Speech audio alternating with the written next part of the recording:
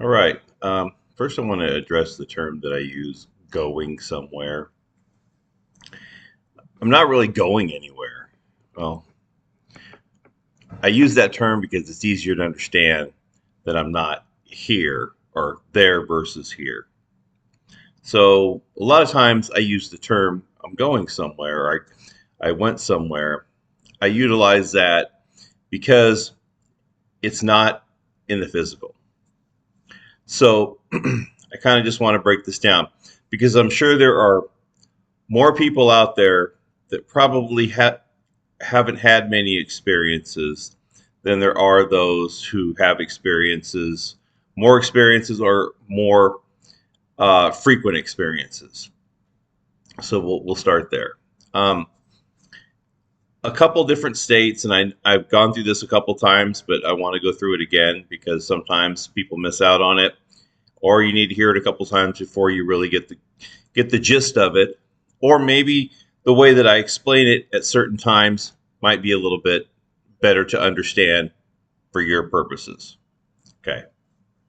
So with the portals, I pretty much um, utilize the hypnagogic state. Now, a lot of people don't understand the hypnagogic state, and I think the easiest way for me to explain it is the hypnagogic state is between waking and sleeping. It's in between those two states right there. It's kind of a halfway point, whether it's on the way to going to sleep or as you're waking up. So at some point, you're going to go through that state, either going under or coming out. And I kind of want to get into the states of consciousness a little bit more today because that's where we go. That's where we enter what I would call the non physical.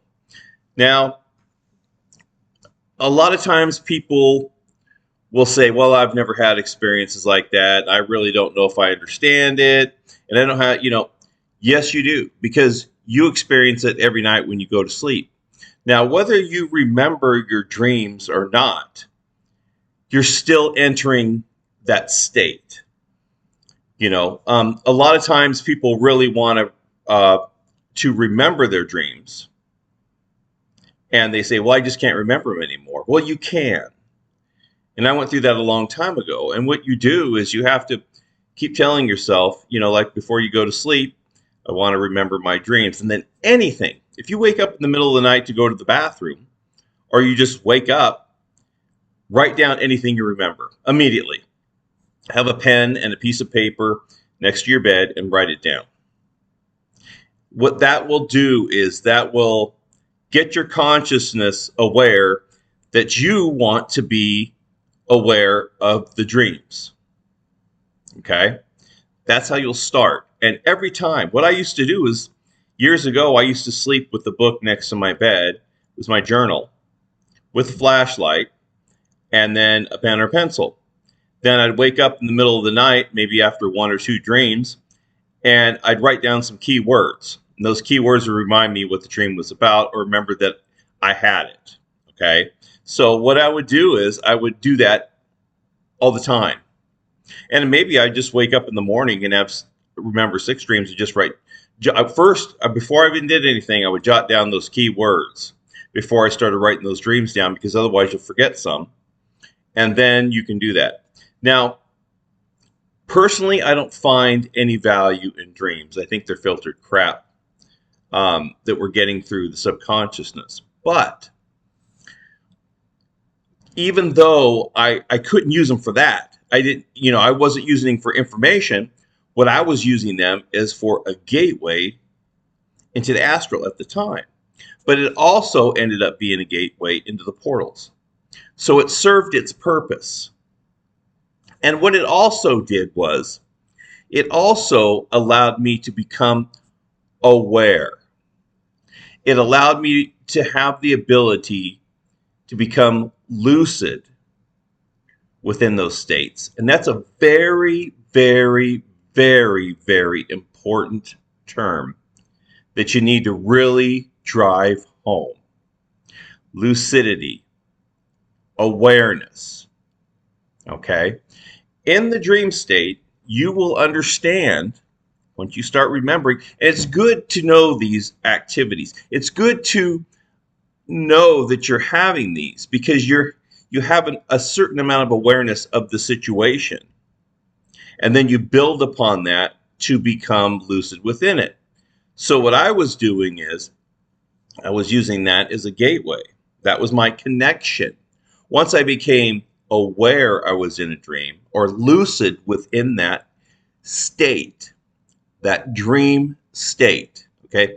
Once I become consciously aware, just like I am right now, at that point, I could make decisions if I didn't lose the dream because of my thoughts just all rushing in.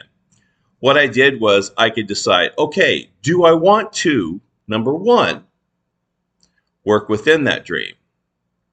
And a lot of times, what would happen is if I worked within the dream and it was something maybe I didn't disagree with or I knew for a fact, it was it was it was some form of deception directly to me, then the dream would generally start to fall apart.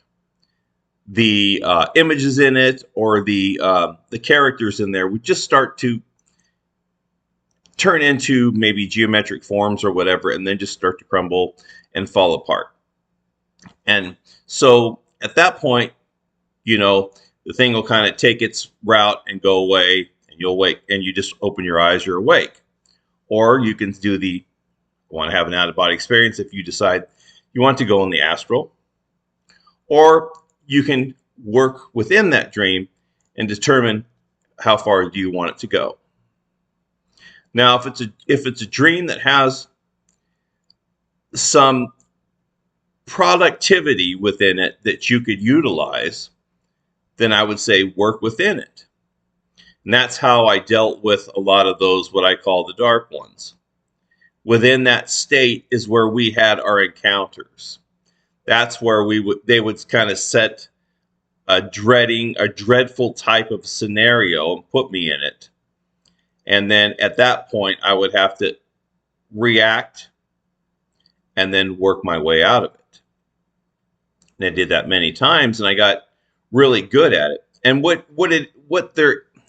happens is you begin to become what I would say more powerful in a way that you have now the ability of control that you didn't have before.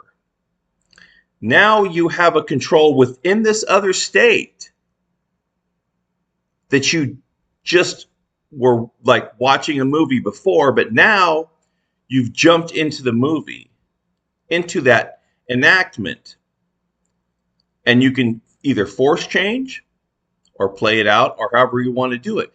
At that point, it's your choice.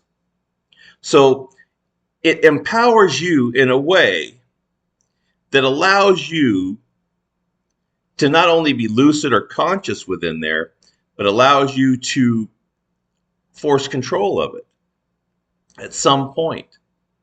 So what you're doing is you're taking back a form of control that you didn't have before. And that's very important for people to do because, it's all about us not being in control. We're looking for our freedom, our individuality. And you won't always be or have the ability every night or every day or whatever to do this. So by practicing it, you're increasing your chances so you can take advantage of the situation. But what it does is it strengthens you, strengthens your understanding, and it strengthens your confidence within yourself. So what you're doing is you're building upon something. It's not just about, I had these experiences or whatever. The story is not, it's not, the value is not in the story, it's in the connection and your ability to do this, to willingly put forth the effort and to follow through and become successful at it. And when you're not, don't give up. Just keep working on it. Because what you're doing is you're setting yourself up down the path for more success is what you're doing. And you want control. And what it's going to do is it's going to prove to you that, yes, I can work within these other states. Because you're not going anywhere. You're still right in the same space. You've never left that space. Now, if you're in the dream state and you could travel within that dream state, you're not going anywhere. You're still here. You're still in the physical space. So you may have the sensation of moving or whatever, but you're still here. So that is one scenario. That is one state, the hypnagogic. The daydream state is very similar to that state. And that's what I utilize because it's more beneficial for me to try during the day than it is to wait for the nighttime and then not be successful and then fall asleep and probably lose most of my time when I can do that in the daydream state or connected to that daydream state, the hypnagogic type state, and I utilize that. And that connection is also valuable. What usually happens is I'm in the daydream, like you start to fall into a daydream, and then what'll happen is at some point, your subconscious is going to separate. Okay, so the movie screen's right here of you watching your daydream going on. And behind that, your subconscious comes back and visits alternate realities, different dimensions or whatever, while your consciousness is sitting there watching that movie screen. So what's happened over time is because what'll happen is you'll be in that state, and at some point, if you've got your eyes open and you're focusing on something, the daydream will pop in, and then you'll switch over. Your eyes will be closed, and at that point, you've entered that state. Now, with most people, and what used to happen with me is when my eyes would close, it's almost like being in a dream. You don't realize it happened. It just switched over, and now your subconsciousness is in control.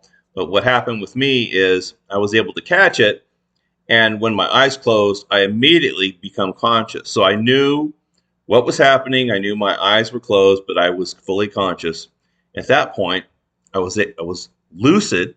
I was conscious. I was aware during that situation, and then I made the best of the situation. Now, when it happens, a lot of times it doesn't start as soon as my eyes close because I'm fully aware. Sometimes I have to wait, and then it'll dwell in. The experience will dwell in. Things will come around me, and then the experience will start to expand around me. And when that's happening, while that situation is occurring, the whole time, I am consciously fighting off falling into the dream state. So I have to stay consciously focused on what's happening around me. And I mean, really pinpoint focused on it. Otherwise, I'll drift into a daydream, like a dream. And I won't be conscious, and I'll be kind of asleep. And then later on, I'll wake up and I know I wasn't in control. So you spend your time fighting it off. And once you've been doing it long enough, then you don't really have to work as hard, but you still have to be diligent with focusing on it. Because if you allow your mind, your consciousness, your awareness, your lucidity to slip a little bit, it'll pull you into that dream.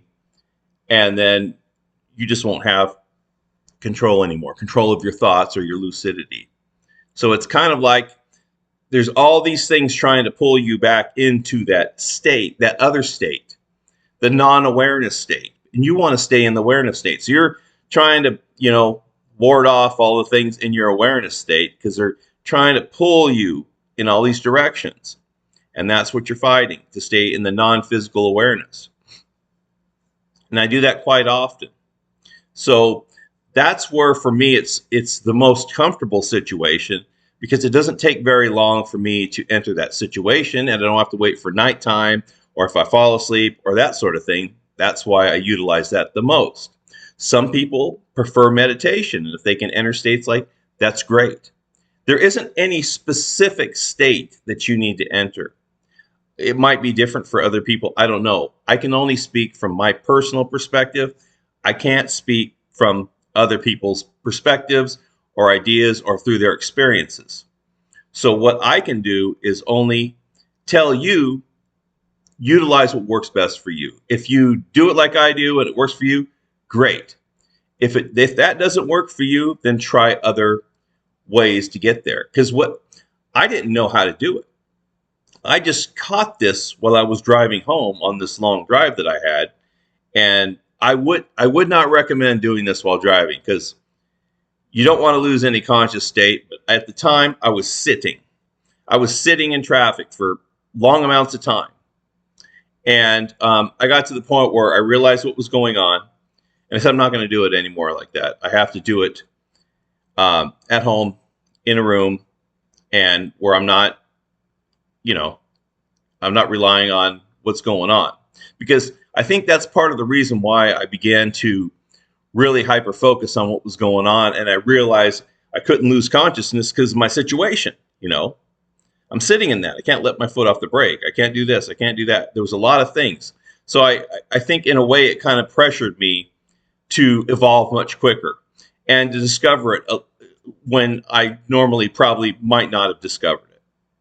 But for me, I just kept pushing until I was able to find a way to break through the veil, to pierce the veil, and just keep piercing it and keep piercing it until I can get on the other side and do what I wanted to do.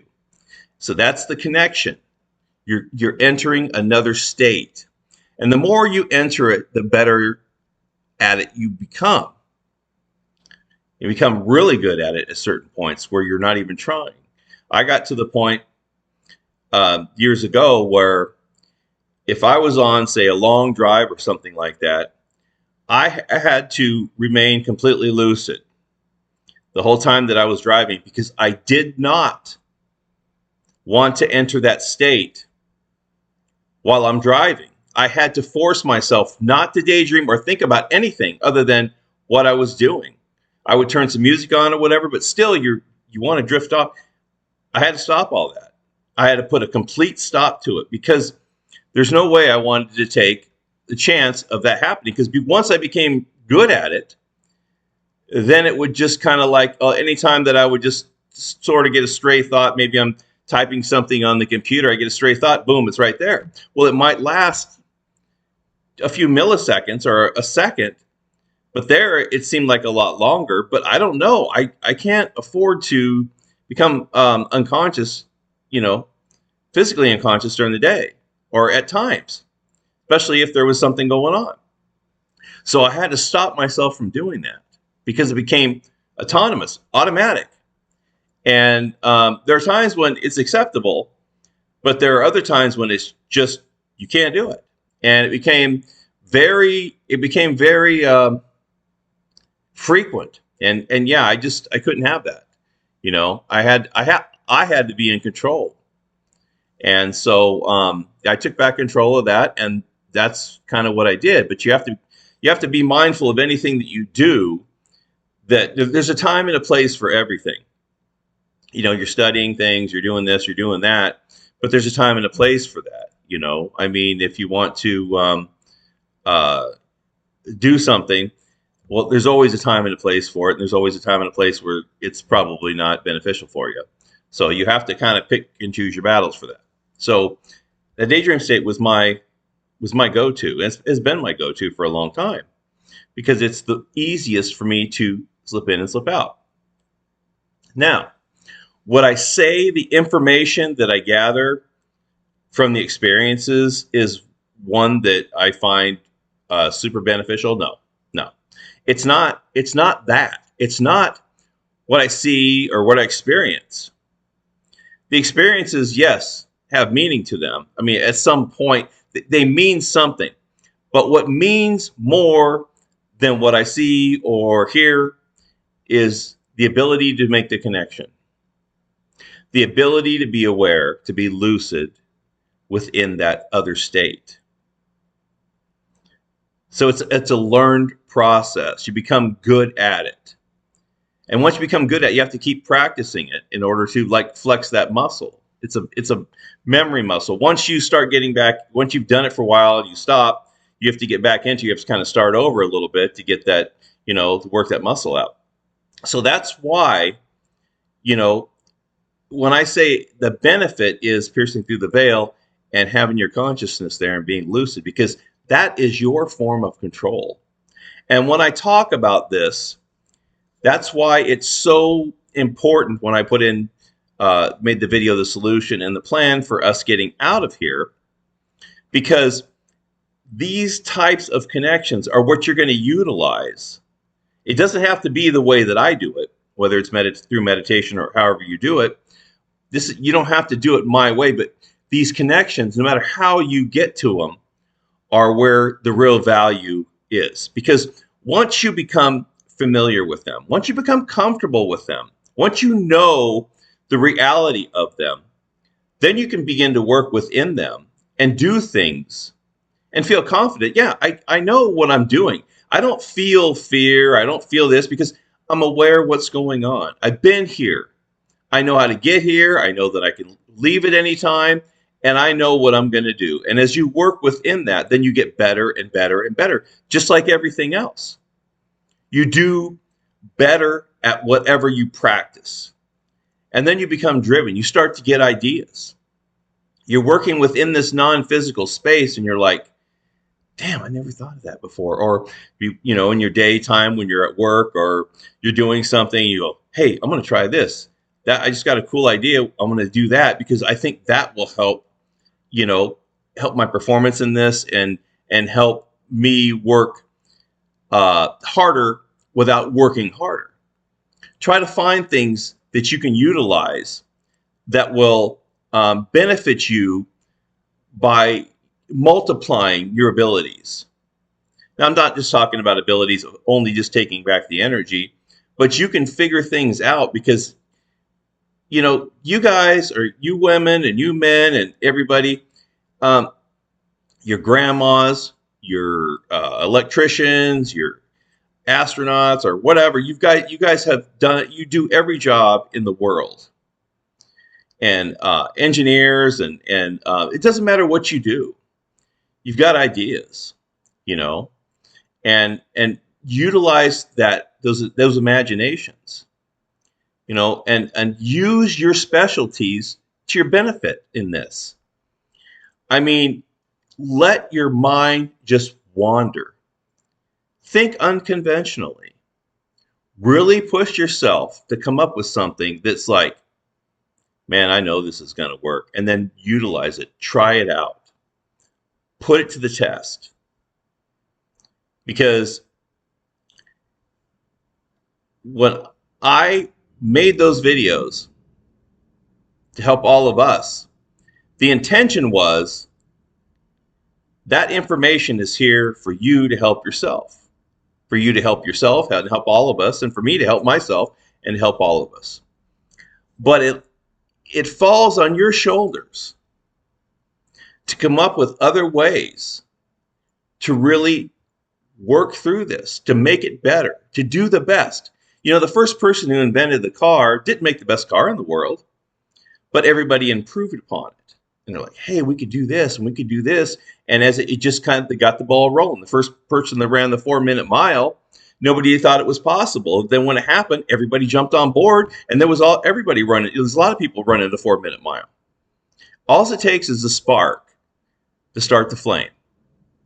And what I'm hoping is that everybody that can jumps on board and will help make this better, help make this more efficient, help make this better in every way. Because that's what we do. It doesn't matter what country you're from or whatever, or your belief system. You have ideas, and that's where we need to go. So let's do it.